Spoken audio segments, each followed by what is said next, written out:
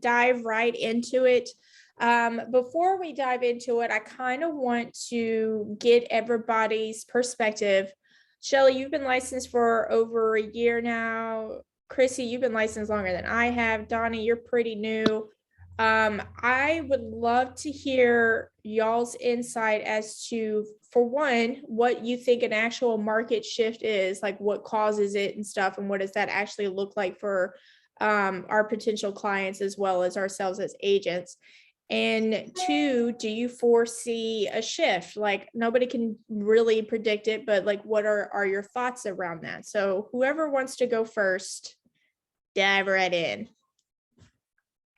I got the second question. Can you repeat the first one?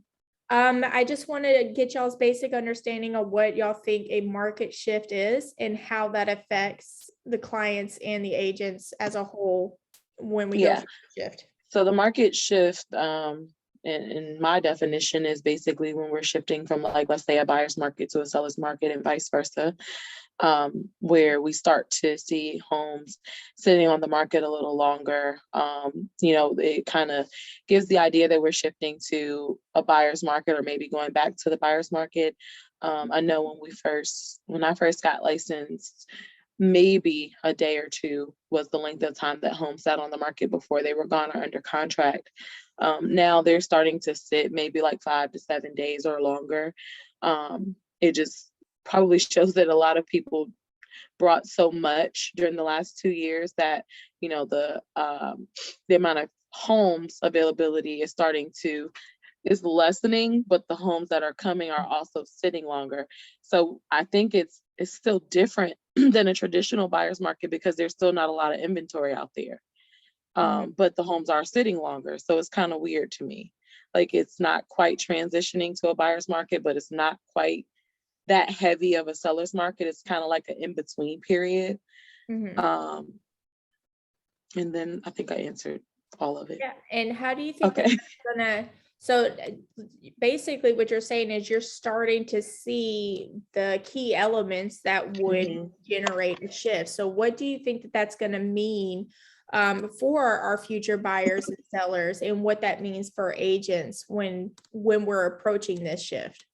I think buyers will have more of an opportunity to get a home that is closer to its value, as opposed to having to go so far over appraisal and jump through all these hoops and bounds, because as the sellers see that, things are kind of slowing down, that mentality of taking everything someone has will kind of shift as well, because they'll see that, okay, you're not in demand as hard as it was, over the last couple of years.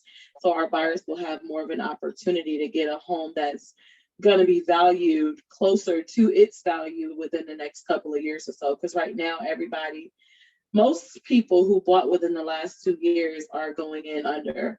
Like your house is not worth what you paid for it. So refinancing will be a huge hassle for them because they won't get the value out of their home because they overpaid for them. And a lot of people are overpaying out of their savings account. So that's one thing that we can look at as stabilizing our market to a degree. Like, yes, people are overpaying, but it's out of their savings account. They're not paying. They're not getting loans for more than what the house is worth and stuff like that, which is what happened back in 2006, 2008-ish. Donnie, are you with us? Do you have any thoughts as far as this topic goes so far? Yeah, pretty much Shelly hit everything on the nail on the coffin. But the biggest thing I'm excited for the market shift is, like she said, I think it's like in limbo. We're sitting in the middle. But now sellers are a little bit more willing to provide closing costs. Sellers are willing to do a little bit more repairs if necessary. Because before, sellers was like, nope, that's it, just as is. And we still had buyers putting 30, 40, 50 over. You can ask Chrissy. Chrissy had a client diving into their college funds of their students to try to just get a house. And I feel like the buyers were hurting themselves. So now we're in a market where it looks like both the sellers and the buyers are winning. And Chrissy's actually was working in real estate in the field, I think title at the time or whatever, during a significant market shift. So she's definitely going to have some insight that I technically don't have. Like when I first got licensed, I came into real estate in a buyer's market. And I personally found the market easy simply because I could win so many quality deals for my buyers, getting them into a house, getting the closing costs, getting repairs, getting equity, like right out the gate. But what this book discusses is technically the shift from a seller's market to a buyer's market, because that happens to be the make or break shift for agents. So Chrissy, why don't you give some insight from what you've seen in this real estate world so far? Well, so as everyone here knows, my mother has worked in titles and for, the last like 40 years. So I was actually working as a real estate assistant to an agent back in 06 through 08. I watched the world burn. So, and that was brutal. Like watching that was insanity. So yes, I'm not gonna lie. I definitely felt like I had some PTSD, like coming into this COVID thing, because the world stopped turning there in April of 2020. Everyone held their breath. A lot of the backers of the high risk loans, Blackstone is the backer that buys up a lot of the high risk portfolios, and they pulled out of the market towards the end of April of 2020. So all hard money, anything that was high risk, 203Ks, new construction, all came to a grinding halt. And I definitely did not predict, I don't know about you, Holly, but I definitely did not predict that COVID would do this to our market. No, And then I expected to be unemployed. I'm not gonna right. Like we all like collectively held our breath. And then I think every agent in our market probably has been running to catch up ever since. Yeah. I think being a new agent in this market, though, is kind of like going through advanced training when you just get a job, because to me, going through the harder things helps when it gets easier. So like I'm a person that let's do the hard task first. That way, when things change, you'll already be experienced. So although it's been a challenge, and a lot of us have sold a lot less than what some other agents who came in the buyer's market did, at least we're equipped and we know, okay, this is the hardest that it can get. You know what I mean? It's not, so we'll be prepared when it does shift and things start to feel like roses, because we went through the shit early on. Yeah. Right. It's true. That is so true, because when I came in, I'm like, holy crap, Chrissy is like throwing me into the wolves, it felt like, because it was just, I'm like, I just started and Chrissy's just throwing all these contracts at me, all these clients, everything. It was just so hot. And I'm like, you know what? This is a great learning experience, because if this is like almost the worst of the worst, then I could be prepared even better, because the amount that I've learned now, I'm just amazed about how much I've learned within the short period of time I started. Well, the seller's market, statistically speaking, is actually the easier market if we want to put a label on it. So it's great for practice, basically. Yep. So you guys do get a lot, you get to learn a lot. But what the shift focuses on is going into a down market, which is a buyer's market. So this allows you to look at it more from an entrepreneurial standpoint, so that you understand what you got to do budget wise, business wise, and reevaluate how you go about getting business. So the past couple of years has been a little tricky, because we're all trying to figure out how to navigate, because we can't even prospect the same way that we were prospecting before because of COVID. So we get to experience something new. Like, yes, it's happened before, but it's generations ago. Like some of those people aren't even alive anymore or whatever. But right. As we take our approach into this next market shift, what are we doing as business owners, right? Because we all own our own business. We're all responsible for our own money. As business owners, what approaches do we take to not only prepare ourselves for the decrease in business, but to solidify ourselves in this business, so when we shift again into an up market, that we stay on top and we get ahead of the game. We utilize this opportunity to build a very strong foundation so that when the shift occurs again, we're the prominent agents, we're sticking it out, we're the face and the name that you see, and we're the ones that are getting a bulk of the business in our area. Does that make sense? Yeah, I think 100%.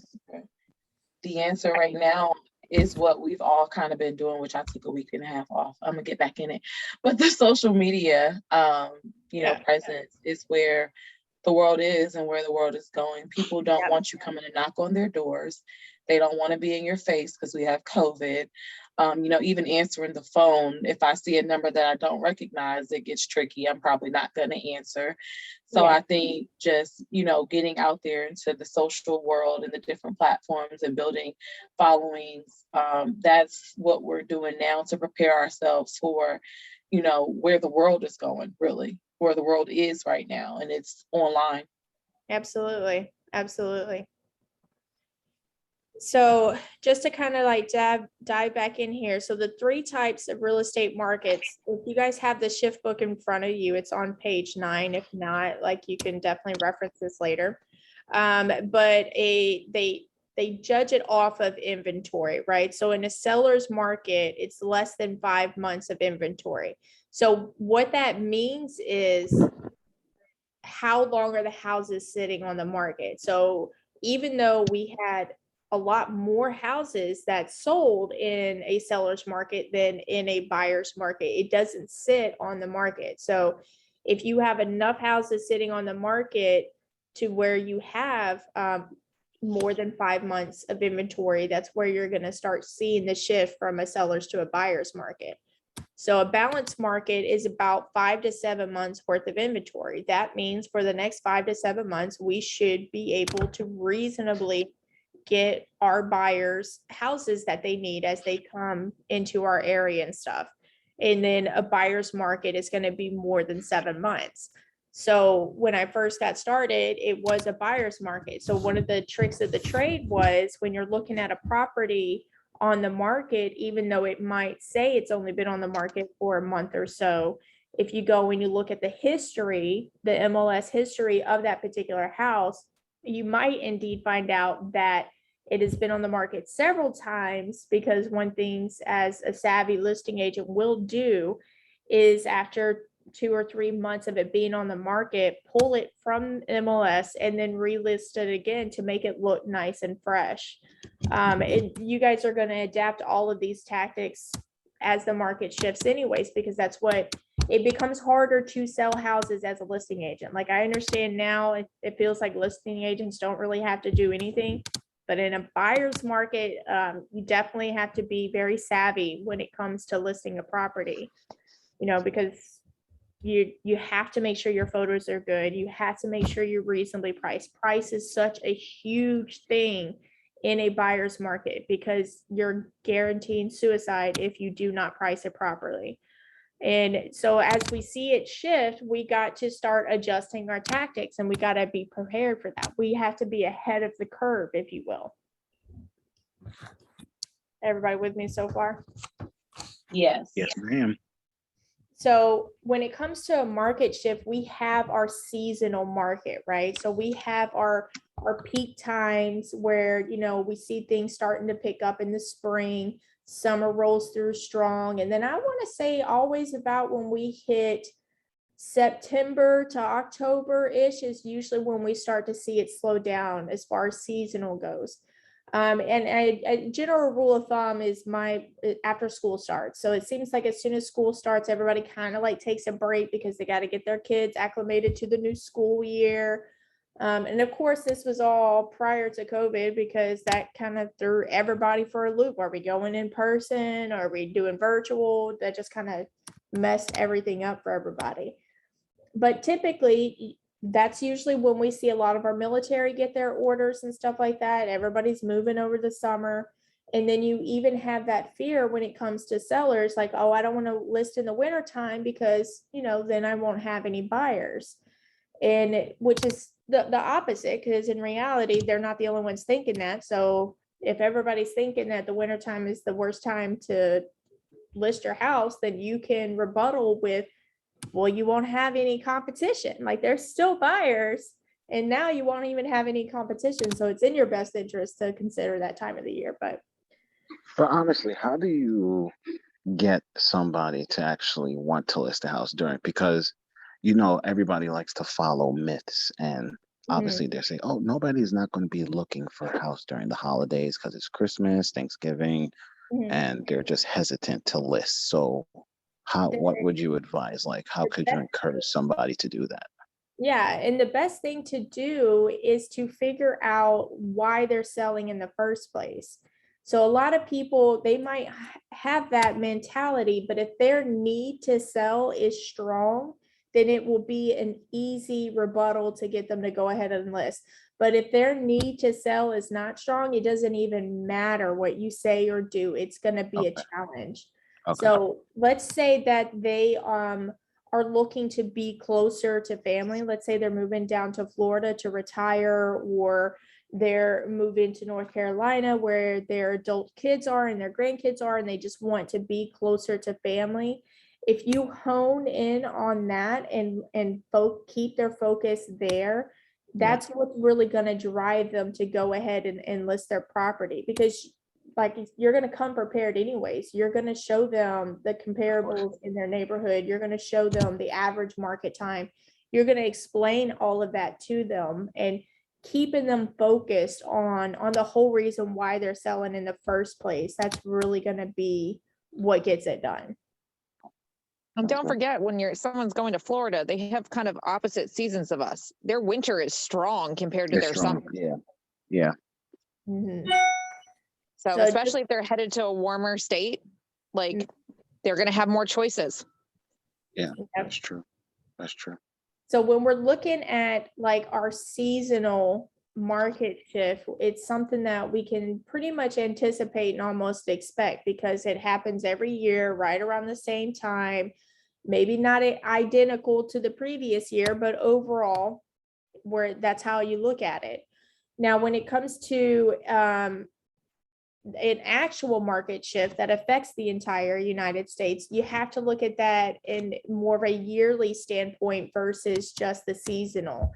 You have to look at what the numbers have been consistently doing. And if we look at it overall, we will see that our inventory compared to last year, compared to the year before, even in the peak hours, has been low. But what has also caused that? We've also seen that the interest rates have been ridiculously low. We've seen that the buyer's buying power has increased. So therefore it makes it more competitive because they have more money to play with. And so when we start to take a look at those things, this is why having a very good relationship with a local lender is going to help, because they don't mind breaking these things down for you so that you can understand it better. Does anybody know when the interest rates are going up? Well, the last time I checked, they already increased. And was there supposed to be another one in March? Correct. We are supposed to see a steady increase starting in March before it comes to interest rates. Now, they're not going to get, from my understanding, they're not going to hit a ridiculous high like they were, 4 years ago. But we're not going to see this less than 3%, the 2.5. We're not going to see that. We're going to see stuff closer to 4, maybe even 5% by the end of the year. And so what does that mean for our buyers?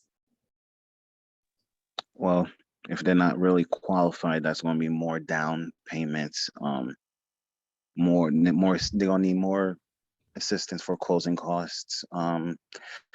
They won't be able to qualify for, that high house that they're looking for. Especially for the low income families now, they're going to be more of a struggle to try to get qualified, when it was much easier for the low income families to get qualified during this season when interest rates was obviously in the 2s. So it's going to be a little bit more of a challenge for some families. Yeah, so it changes their budget ultimately. Yeah. So what we do with that information is we apply that to our sellers, any of our listings, because we want them to understand how to be ahead of the curve. So where you might have had 30 buyers looking at your house and interested in your property, that may dwindle down drastically to like 10 to 15. So is it possible that you're still going to get multiple offers? Sure. But you need to be prepared for that curve, because when the market shifts, the buyers will shift too. Those buyers that could qualify for 250 may not be able to even clear 200 if the interest rates go up. So it's going to change. It's going to change everything. And then those people who were buying at the 150 to 200 may not even qualify to buy anymore. They might have to wait another year or two before they can buy again. So it's important to have these conversations, not only with your buyers to prepare them, but also with the sellers. The sellers, yeah. Does that make sense so far to everybody? Oh, yeah.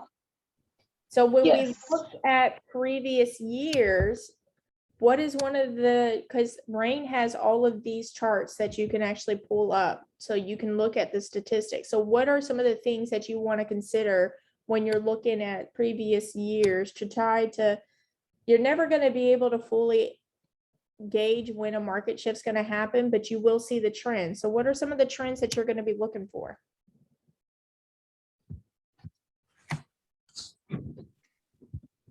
You're saying in rain? Well, you can look up the reports in Rain, but just in general, when you're trying to gauge when the market's probably going to shift. Time on market Mm-hmm. be a trend. Maybe even the amount of houses sold in a certain area. Yeah, exactly. Exactly. Time on market is definitely a big one, but let's also consider that sometimes a house might be sitting on the market because it's overpriced or it needs a lot more work than what the seller's like really acknowledging. So you got to identify the outliers, but you're going to be looking at the overall average. So if we look at June of this past year and compare it to June of the year previously, what was the inventory count? And then how many of those houses of that inventory actually closed? So when we start to see those numbers dwindle, so when we see that there's more houses on the market and less closing, then we know we're starting to see a slight shift. And the biggest thing about it is by taking the time to understand what it's been doing over the past years is really what's going to prepare you as an agent for when it happens locally. Because when it happens locally, that's the most devastating, right? That's our market, that's our money. So how do we set ourselves up to be able to take that impact? Because we're never going to be free and clear of it. We're never going to come through unscathed. But how do we prepare to take that impact and still survive and be on the opposite end when we start to go back up, right? Mm-hmm. So the biggest thing for it is your budget. Does anybody spend any money towards advertising or anything along those lines? Yes. Yep. No. All right, tell me Not what you yet, but I will be. currently do as far as trying to get business and stuff like that goes. I was waiting to hear what you guys do because I haven't done it yet. So I'm on your team. So, Yeah. So you know a team. little bit of what I do, right? Yes. So Yeah. just being on a team, depending on if you want to purchase leads or want to buy even like on Zillow, certain zip codes. And remember, like you're still like you contribute to that, right? Yeah. So even though you're on a team and it's your team leads money up front, you still pay on the back end, right? Because you pay a portion into the team. So that's still an expense for you. It's just a back end expense versus upfront. So buying leads, yes. Buying what other leads. marketing? I've also ran ads on Facebook for like certain posts. I know Instagram does it as well, but I've only done it on Facebook.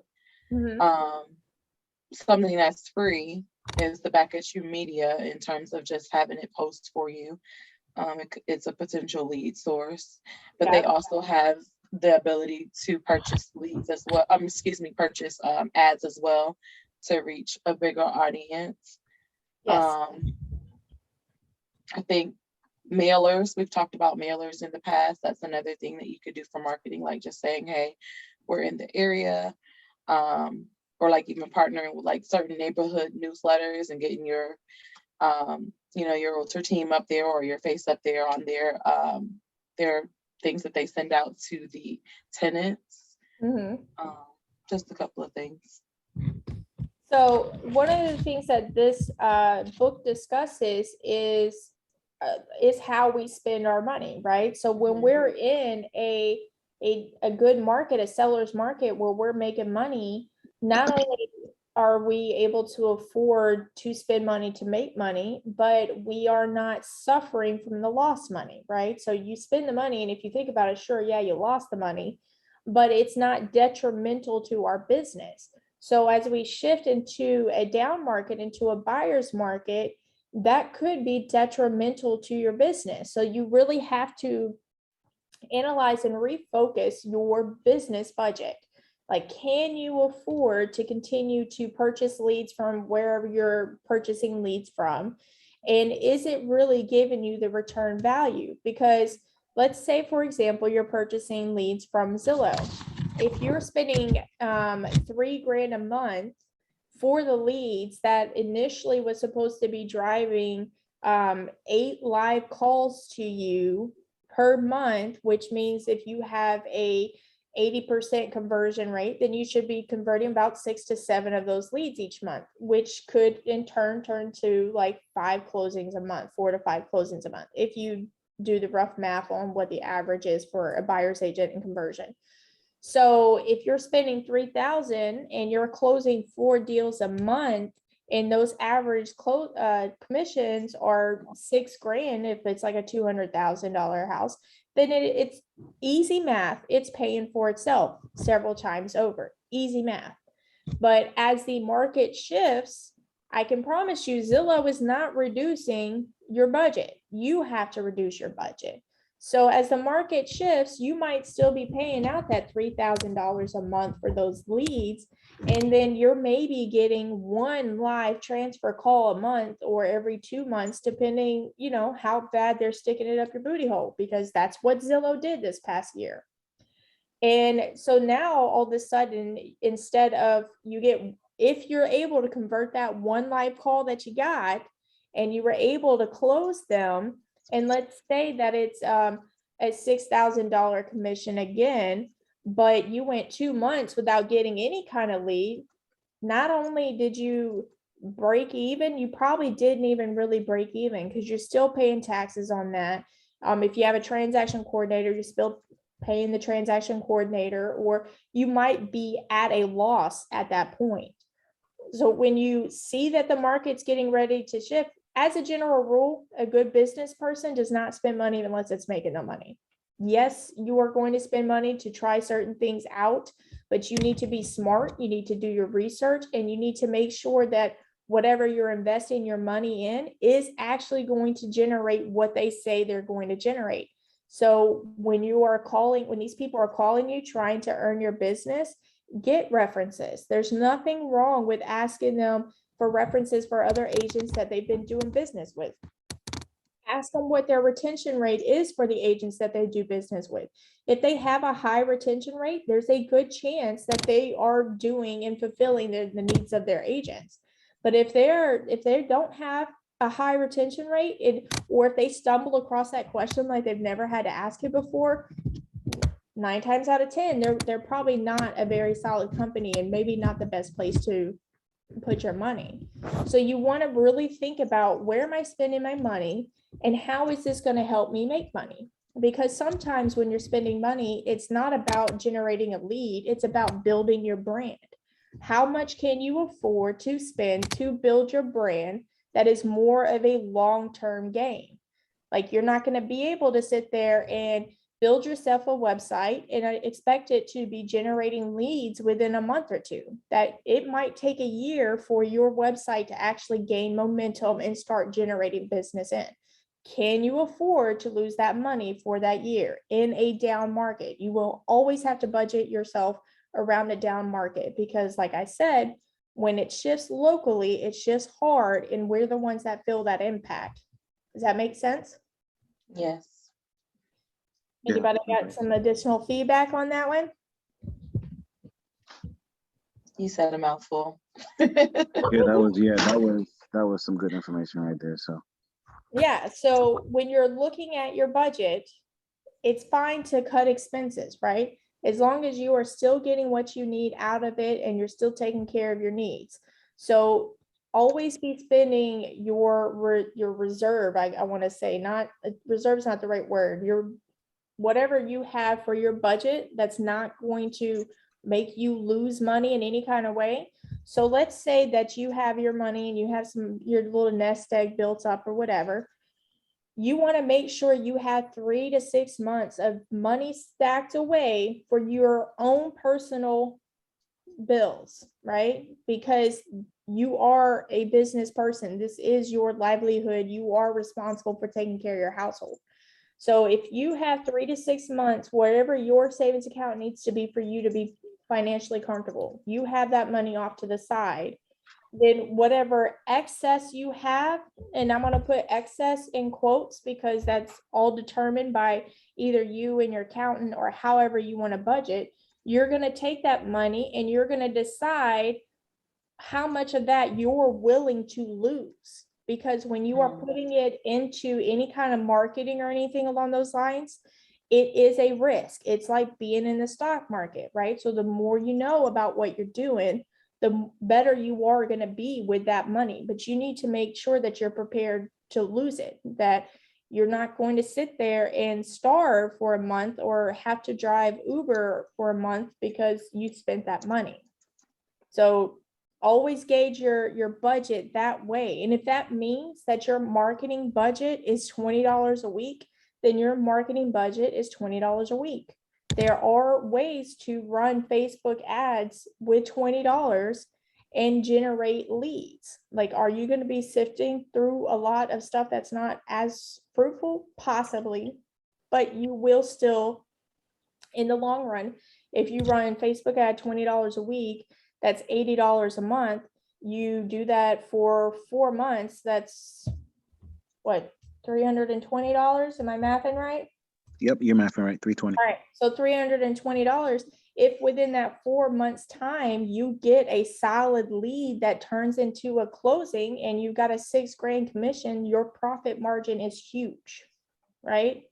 So you just have to think about it in that mindset. So 4 months worth of $20 a month turns into one solid lead that closes and pays for itself like 20 times over. And your savings account is lower, but it's still intact. Like, I'm not saying live off your savings. I'm saying have that mindset as you're approaching things so that you can make sure you are budgeting within your means and not hurting your livelihood at the same time. Lots of information, I know. Hey, it all makes sense though.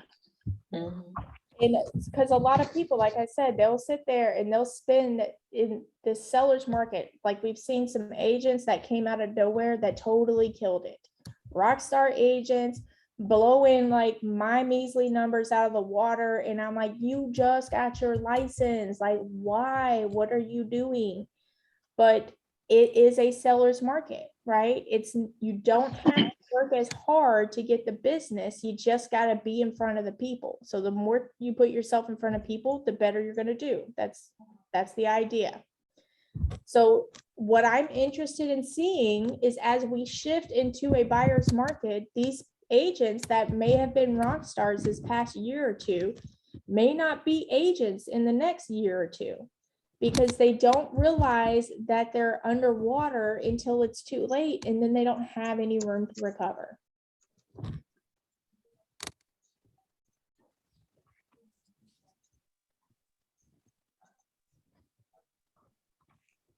Oh, We definitely saw a lot of that in 08. yeah. A lot of agents did not survive that. They weren't mentally prepared, because the same tactics that you were using to get business before are not going to work in a different market. Like, you have to be able to adjust. So let's talk about tactics for a second there. Has anybody talked to Bill Crespo in our office? Ever attended any of his classes? Anybody know what he teaches, what he coaches on? I've attended a class.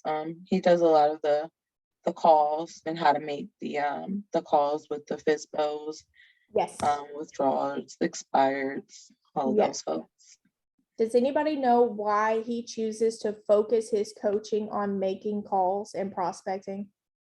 Because that's what's worked for a long time for some people. That is what I would consider the foundation to Mhm. prospecting. It is the Yeah. one certified way to get business. But how does that affect in a market shift? So in a seller's market, you may not be making or needing to make 200 calls a day. You may only need to make 50 a day to hit your numbers. And in a buyer's market, you may need to make 500 calls a day. Yeah. So the same tactics work. You're just having to adjust your volume and how much you do it. I hate them all. I love the honesty there, Shelly. That Love the brings honesty. me to my next point. How many agents do you know that are not only willing to make these calls, but actually make these calls? Yeah, no. They're few and far apart. They're very few and far between. So Don't then worry, guys. Everyone hates making those calls, including myself. Do I have to do it? Yes. Yes, exactly. Do I want to? Absolutely not. Yep. I do everything I can to make those calls better. And it might be a glass of wine. It might be somebody else there making calls with me. But it is a tough sell. But if we know, so we're in a down market, right? We are on our last 2 months of our savings. We have no deals in sight. Are we willing to sit down and be hungry enough to make those calls? Because it is a numbers game at that point. If I was to tell you, all you have to do is call this many people every day in order to get 2 closings a month, which is what you and your family needs. Are you going to tell me no? No, I'm doing that. Not gonna tell you no. Nope. I'll tell you a story. I did the same thing. I sat down to make calls with another new agent. I got nervous, didn't make the phone call. I watched him get a $1.3 million listing sitting next to Boom. me when I should have made that call Yeah. Mhm. Damn. because my nerves got the best of me. And the Gotcha. thing of it is like you're gonna make these calls, you're gonna mess them up, you're gonna get hung up on, you're gonna get fussed at, you're gonna have really nice people that want to talk you to death. And it's fine. It's fine if you make a call and you mess it up and you know that that person's never gonna sell with you. It's fine that you make that call and you talk yourself out of a deal. All of those things are fine. What's not fine is not making the calls or quitting, you know? You just keep pushing forward. And that's really what's going to set you apart from the next agent, because you're going to become resilient at that point. You're going to survive that market and you're going to thrive when the market shifts again. That makes sense? Yep.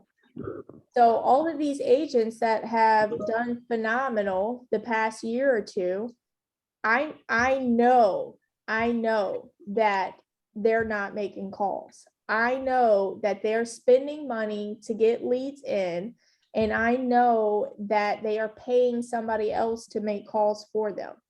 If they can afford to continue to do that, great. And then there's other ones that use their prior business.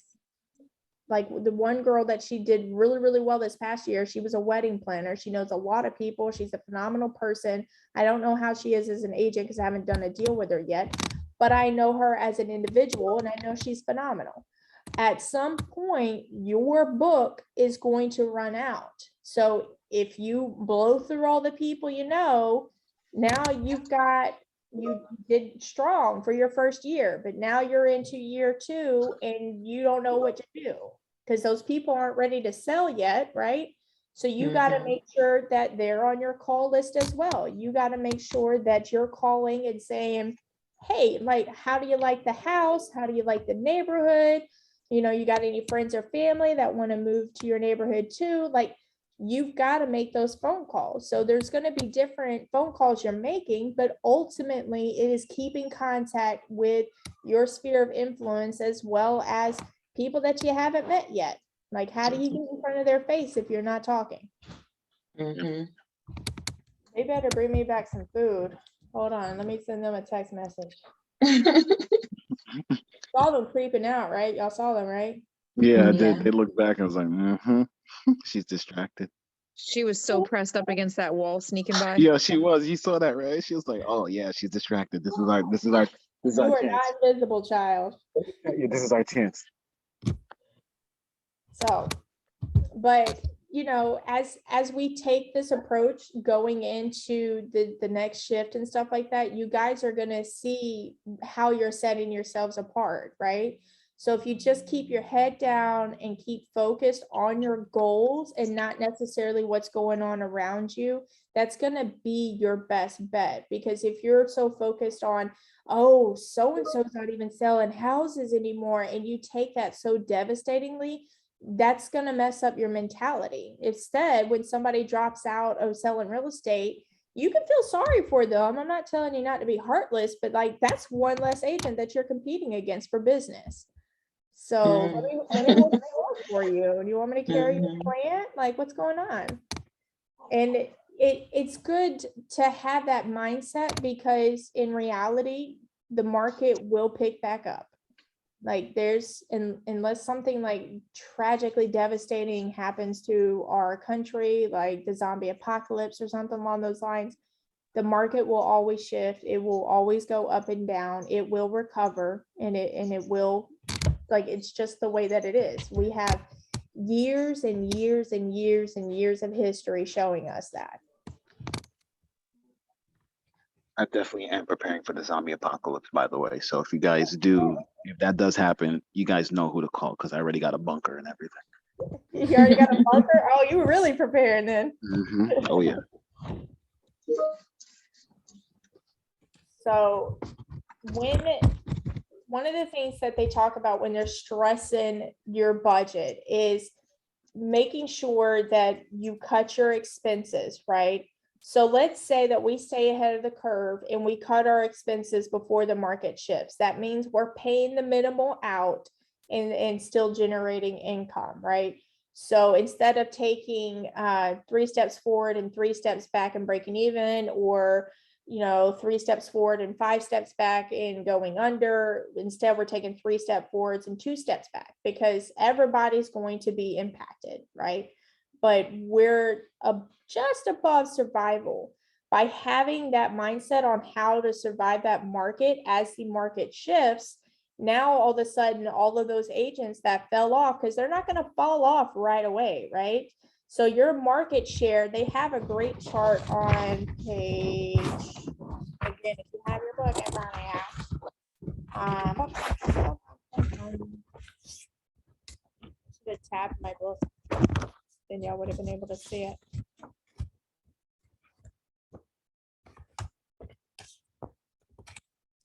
Literally just looking at it. Oh, please.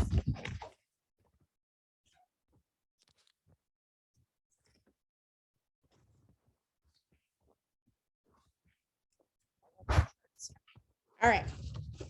I'm gonna try to hold it up to the camera so that you guys can see it, right? So I'm not sure how well y'all can see that, but the idea is, like, this is your market share in the seller's market, right? So you're this little bitty guy on the totem pole. And then What page is that? This is page 15. Okay.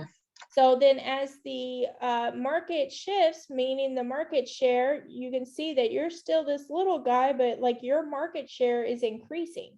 And then before you know it, like you've got like half the market share, right? That's if you're a boss ass agent. So by managing your budget and managing your mindset when you go through this business in a down market, you can have 50% of the share in your area. And then as the market shifts again, you flip over to the next page, because you're applying the same concept. You can continue to increase with the market, so you can still manage and maintain that 50%. So when we get back to here again, you're going to start to see it get inflated again. So you already know what it's going to do. So you get to look at it and you get to prepare yourself. So as you move into the next shift, you're already ahead of the game because it's always going to shift. Okay, my mind didn't go with you. So the market find out. share. I think it's confusing me because the line didn't move on the first Right. image. So Yeah, I was like, yeah, it stayed steady on the first one. So that's why I was getting a little bit confused myself too. So with we're that talking line, about- the reason why they have it like that is because they're trying to show you if you stay steadfast with your Mhm. budget and your tactics, Mhm. that you will see as the market. So if you think about the market share, that's the number of agents. Let's say that we have over 7,000 agents in our area, that's a pretty fair number. As we see the market shift, you will start to see the agent count go down. And then when we are in a full-blown buyer's market and agents can't survive in it, you will see our numbers at its lowest. So instead of having over 7,000 agents, let's say we have 3,000 agents. If you plan your budget accordingly and you stay steadfast with your mindset and making sure that you are generating good business and you're staying afloat, you will see that even though you didn't have to increase your budget or anything along those lines, you stay within your budget and still stay relevant, that as those agents die off, you will naturally climb in the market share. So Understood. producing agent. Okay. So that's All right. basically the market that's decreasing, which causes you to increase because To there's less increase. people. You just think Got about it. it as the number of agents. So like Yeah, that's the number of agents decreasing, as we will see when the market shifts into a buyer's market. That okay, makes So sense then now. when we start to see the increase again on the next page, that's the number of agents who are starting to pile on, but we're already ahead of the game because we were already an established agent. So as we pour into a seller's market again, it's our name that's going to keep popping up. It's our name that's going to be on the lips of everybody around us. And so we will be able to increase our budget or our business planning or anything along those lines, our relevancy, and still be dominating in that 50% of the market share, even though the numbers have increased. okay, got it. All the sense in the world. So when we talk about tactics and stuff like that, so one of the on page 38, since Shelley, you have your book, it talks about the 6 core competencies of a business, right? So when it applies to real estate, number 1, lead generate, capture, and convert to appointments. We're going to spend some time on that because that is everybody's biggest struggle. Number 2 is present to buyers and sellers and get the agreements. Number 3 is show buyers and market sellers. Number 4 is write and negotiate contracts. Number 5 is coordinate the sale to closing. And number 6 is manage the money. So even though all of them take part in what we're doing, number 1 and number 6 seems to be our biggest key points when it comes to a market shift. So lead generate, capture, and convert to appointments. We make the calls, but do we set the appointment on the phone, right? So as you are making those calls, I know I just told you it's totally fine if you mess it up and you just keep moving forward, right? But one thing that we have to do as agents is reassess how our approach is. So sticking to the fundamentals is going to prove very effective, but when you are identifying a person's personality on the phone, y'all can see how old I am, right? Because this is how you make phones from back in the day, where apparently cell phones were like this. Y'all can see how old I am. All right. I just realized that because I remember that meme that came out like a year ago, where it's like you ask a kid to pretend they're on the phone and they do this because that's The what dude with the hand. Yep, I remember that one. Yep.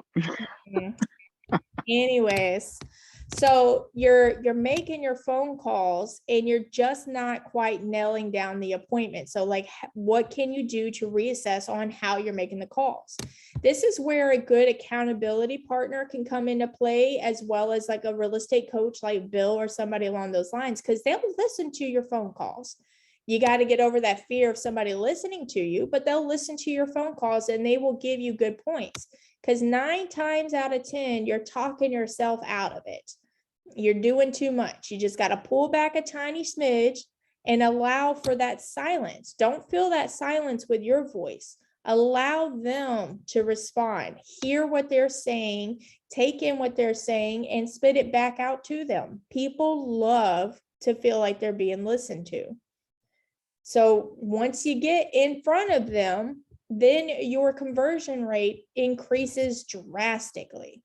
I believe it is like 75% or whatever for buyer conversion rate, and then like up to 85-90% for listing conversion rate. So even though the seller might tell you on the phone that they're interviewing other agents, 9 times out of 10, you get in front of them, they're going to sign with you. Like, you're going to knock it out of the park, and they're not going to even, they may not have even talked to other agents. It's a sales tactic that they're using to make sure that they're not committing to anybody right out the gate. But you get in front of them, you show them how you're going to market their property. You're going to show them your expertise in the market status so that they know, hey, this is what we're looking at. This is what I should expect. And you're going to drive the deal home, and they're going to sign on the dotted line to work with you. Everything in the middle, we're kind of already used to doing. We're already a well-oiled machine as far as that goes. So once you step up, getting the leads and converting them and setting those appointments, then we're going to go ahead and jump down to 6, manage the money. What do you do with your commission once you get it? If it was like me when I first got licensed, I spent it. That's what I was just about to say. And like, because especially if you're just getting started and you don't have consistent income coming in, you may not be able to afford to budget it in your head, right? Like, I can't afford because I need to pay my card note that's 2 months behind. My rent is about to be late, and I'm going to have $100 late fee. I got that light bill. I get it.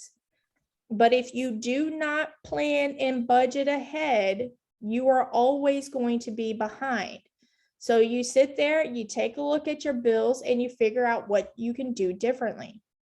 Sometimes that means, and y'all don't get mad at me for saying this, sometimes that means cutting out that Netflix account.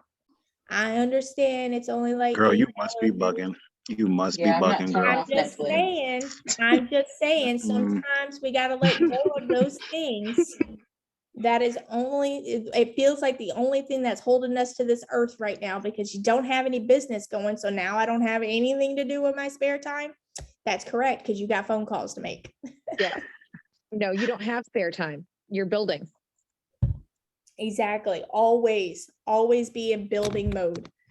So reallocating your money at home sometimes is key, so that you can go ahead and allow yourself the money that you're going to need for investing in business in the future. Now, this does not mean to go buy plastic cups. If y'all ever attended my Millionaire Real Estate Agent book, y'all know my cup story. Like, so you want to be smart with whatever money you are marketing with, but you want to make sure that you are budgeting your business. If you take every commission and you put it into your personal account, you are not budgeting for your business. You're budgeting for your household, and there's nowhere to grow from that.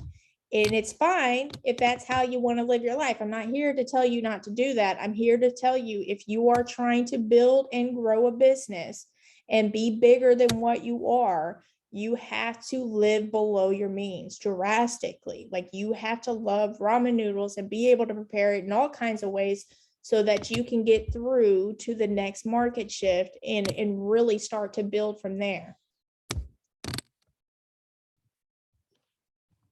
Make sense? It does. Is everybody crying because I told them to cancel their Netflix? I'm not gonna cancel Yeah, Netflix, dude. but I'm gonna stop eating out. I got heart palpitations already when that Netflix account, so I don't know. We'll see. Hey, sometimes it could be a simple cutting Starbucks out, right? Yeah. cut out Starbucks. I know that some people spend like, $5 to $7 every day at Starbucks. Yeah. That is It's the definitely same a thing. budget right there. It's the same thing we tell our buyers when it boils down to the ridiculousness. If you skip Starbucks once a week, that's the extra $50 a month that you need for that Yeah. extra $5,000. Yeah. Yeah. And one of the things that you guys can keep in mind while you are looking at this, so Joe from Amerispec sends a $5 Starbucks gift card for every home inspection that you have your buyers use him for. So you're like, let me go get my free Starbucks. But looking at the small areas to cut back, it may not be exactly what you need from that one particular cutback, but if you find a couple of different avenues where you can cut back, this could be a make or break for your business. So if you cut back eating out or your Starbucks or your Netflix or whatever, there's plenty to fill in that void. Like I personally just drink coffee from home anyways. Like I'm not a huge fan of Starbucks, so that's never been my budget concern.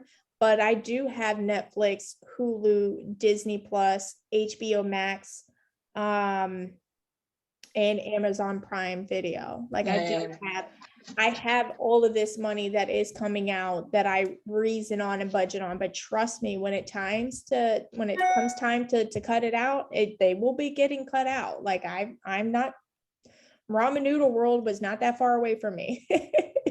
Yeah. I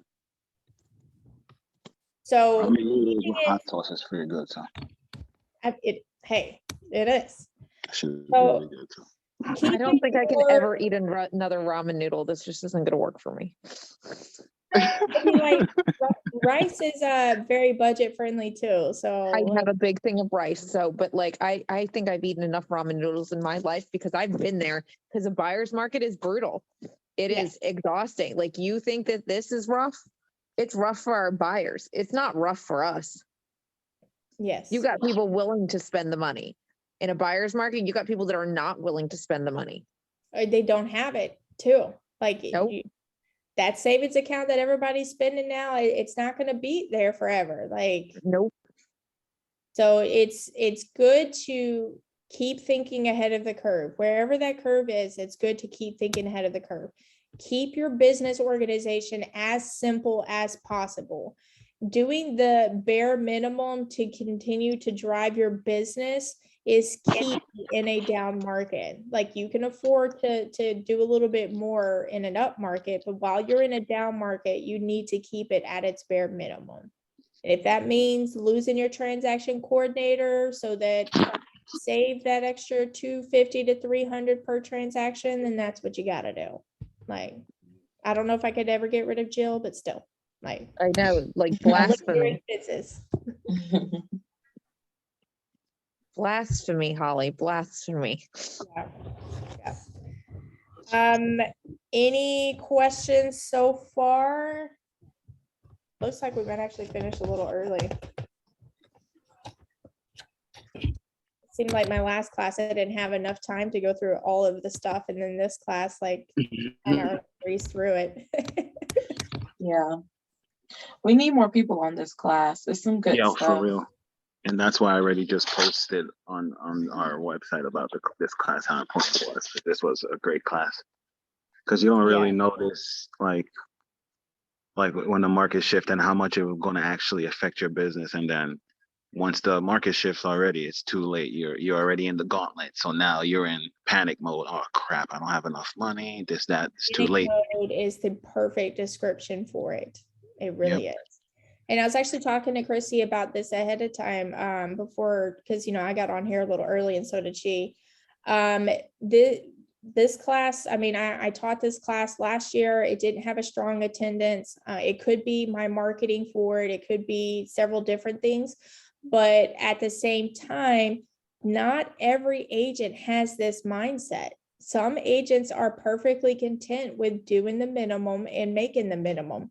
And that's okay. And I have to accept that as an instructor, you know, because of course, like when you have low attendance, you're just like, what am I doing wrong? But not everybody is going to have the same mindset that you guys have. And it's good if it's a small class like this where we're just getting all the feedback and we're inspiring each other and we're all growing. That's enough for me. It really, Yeah. really is. Yeah, I hear that. So what are, good. so since we do have some time, what are some takeaways from you guys that you enjoyed so far? Well, the I think biggest go ahead, go Shelly. ahead, Donnie. No, go ahead. Oh, y'all gotta fight it out. Let's see it. Rock, paper, scissors.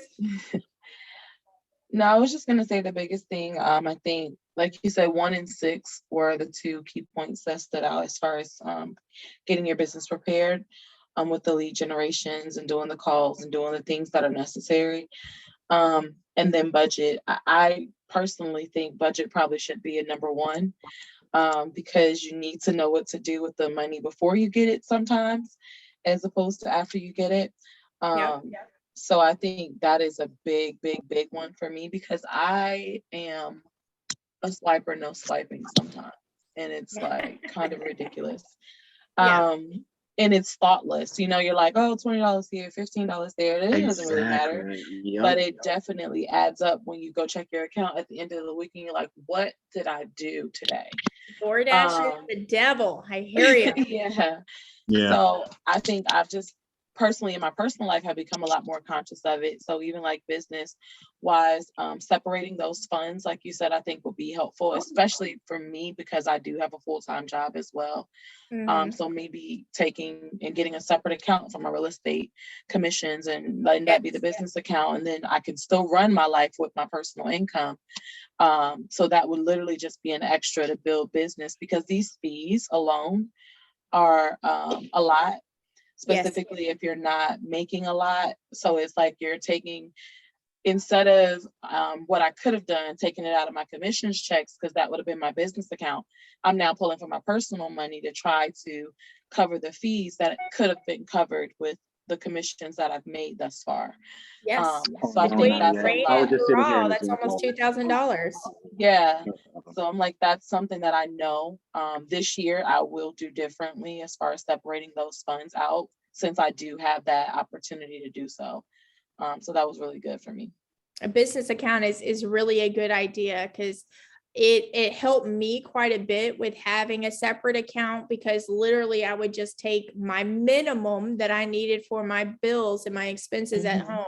I took the minimum so that I had more control over my money. I could see where it was going and I could be more strict on myself at home versus looking at it, but like, oh, I got all this money, let me go spend it. No. Yeah. No. Yeah, So yes, exactly. great separation idea right there. Yeah, to me, I was pretty much what Sally was saying, but the biggest for me was just budgeting and how important it is to prepare yourself and educating yourself on the market shift. Because, like you guys said, I wasn't here in the 2008 crisis, so I can't speak on it, but I'm pretty sure it was bad.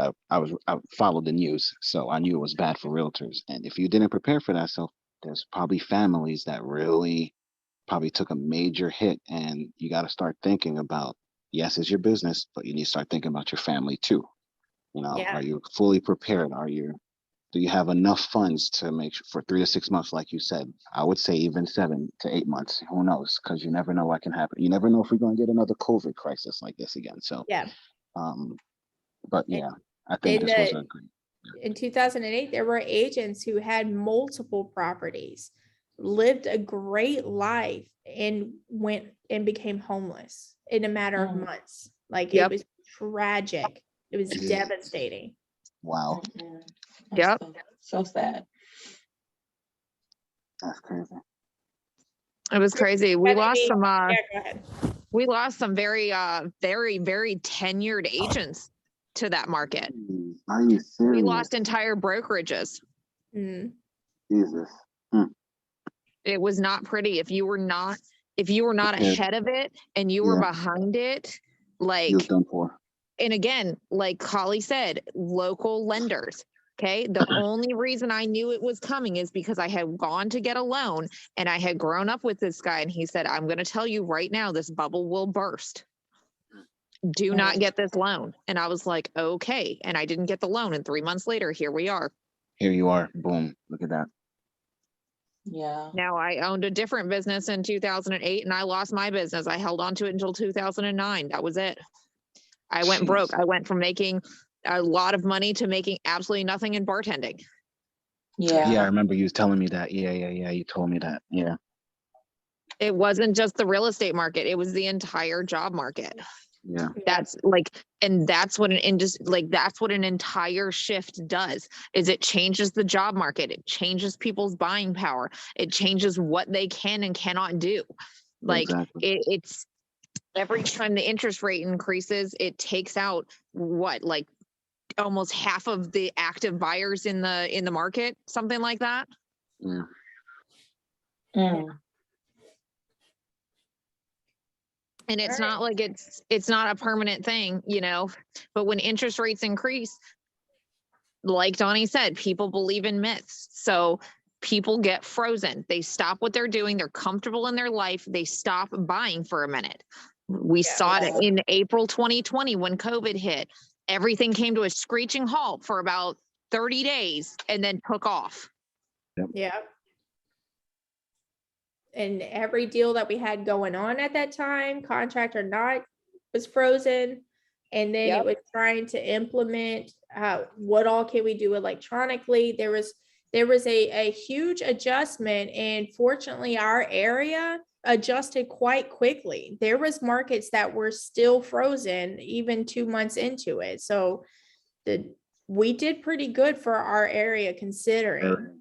Right. And you have to remember, like, we have the world's largest concentration of military. So Exactly. like, it will not stop these VA buyers. There will always be buyers. The problem is you have to get in front of them. You have to be the first person they think about. What you do today is for 3 and 6 months down the road. It is not for tomorrow.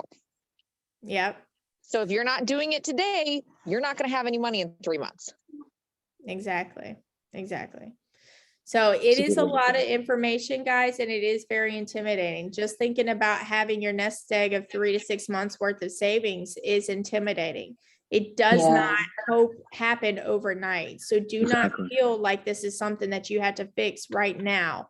It's the small adjustments that are going to pay off in the long run. So if, let's say that you get your commission and you know that you need to put 25% of it away for taxes, right? Get ahead of that because the IRS wants their money. And so then you have the rest of it. Think about what it's going to actually take to handle your expenses, but put away your savings first. Put your nest egg for your 3 to 6 months reserves away first. Put your marketing budget for your business away first, and then figure out how you're going to stretch that money for the rest of your expenses. It's a hard adjustment. I know what it feels like to be hungry. I know what it feels like to have bills that you have to pay. It is a hard mindset adjustment, but I promise you it is going to be worth it in the long run because it's going to put you in the right business sense, and you will always do business that way. So you will always be ahead of it. Exactly. Yeah. Okie dokies, my lovelies. Thank you so much. That was awesome. I appreciate you. Thank you. Thank you, guys. I was enjoy to teach this class. I'm so glad to see my favorite three. Let me know if y'all have any questions, and I look forward to seeing you at the next class. Yes, ma'am. Thank you. Thank you. Bye-bye.